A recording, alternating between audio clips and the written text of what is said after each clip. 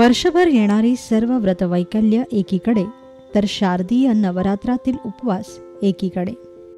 वर्षभर येणाऱ्या व्रतांना साबुदाणा खिचडी, साबुदाणा वडे किंवा फळं असा लोकप्रिय आहार आपल्याकडे केला जातो. पण नवरात्रातील उपवासांसाठी आवर्जून केला जातो पारंपरिक पद्धतीचा फराळ. याच पारंपरिक फराळातील सर्वात आवडीचा प्रकार अर्थात शेंगदाण्याची आमटी. नवरात्र विशेषमध्ये चला मग आज बनवूया शेंगदाण्याची आमटी.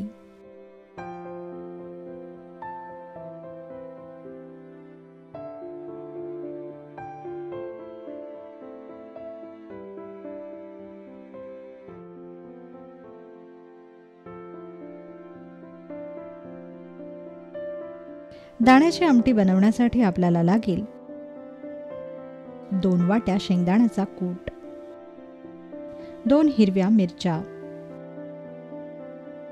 अर्धा चमचा लाल मिरची पूड, अर्धा चमचा जिरे,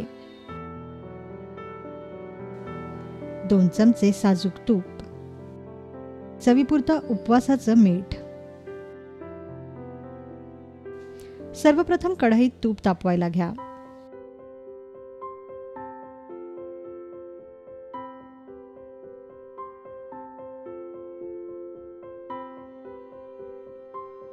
तूप तापलं की मग यात जिरे घाला.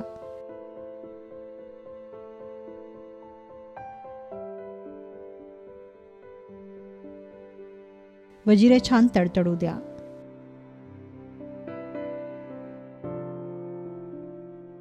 जिऱ्याच्या या फोडणीत मग चिरलेल्या हिरव्या मिरच्या घाला व फोडणी छान परतून घ्या.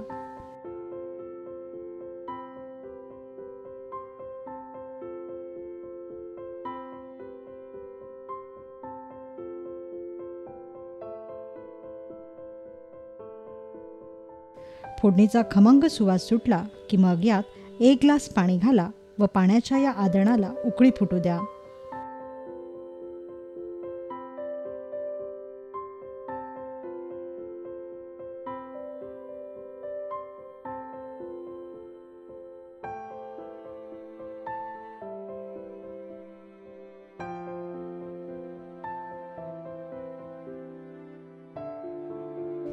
या आदणाला उकळी फुटली की मगच यात दाण्याचा कूट घाला व ही आमटी छान ढवळून घ्या.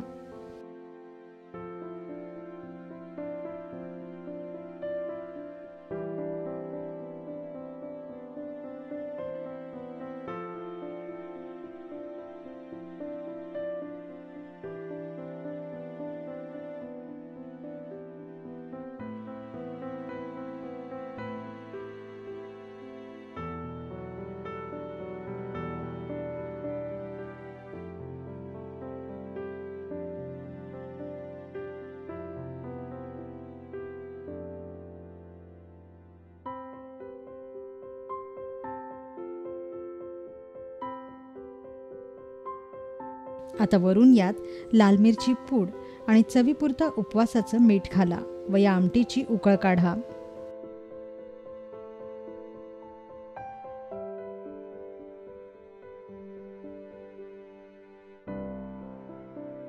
महाराष्ट्रातील बऱ्याच प्रांतात उपवासाला लाल मिरची पूड वापरली जात नाही. त्यामुळे तुम्ही तुमच्या पद्धतीनुसार आणि आपल्या आवडीनुसार या आमटीत हिरवी मिरची किंवा लाल मिरची पूड घाला.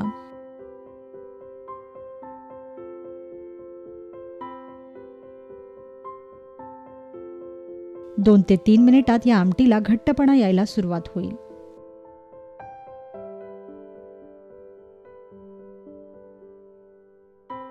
आता मध्यम आचेवर ही आमटी शिजू द्या.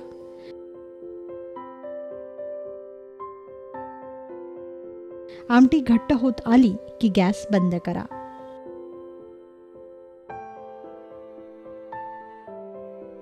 तयार झाली उपवासाची अगदी पारंपरिक अशी शेंगदाण्याची आमटी. ही दाण्याची आमटी वरीचा भात किंवा भाकरीसोबतच खाल्ली जाते. त्यामुळे या नवरात्रात नक्की करून पहा शेंगदाण्याची आमटी.